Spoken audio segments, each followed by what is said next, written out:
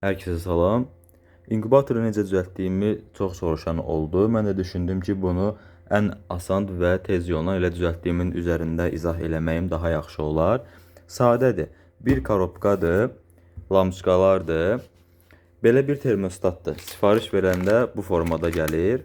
Termostat 12 voltla işləyir. Plus minusu buradan qoşuruq. Lamçıqanı da toka qoşmaq lazımdır. Bir şnurunu kəsirik. Tokdan, vilkadan gələni bir hissəsinə qoşuruq, digər hissəsinin çıxanı isə bura qoşuruq. Yəni açar vəzifəsi görür. Termostatın bu ölçən cihazını içəri qoyuruq. İçəri isə lamçıqaların altına, mən iki tərəfli lamçıqa eləmişəm, bir termostata qoşmaq olur iki lamçıqanı da. Termostatın altına su qabı qoyuruq ki, nəmişlik yaratsın. Bir ədəd də belə bir fan lazımdır.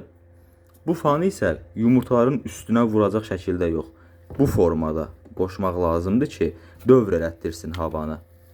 Və belə bir balaca aparatla da nəmi ölçürəm.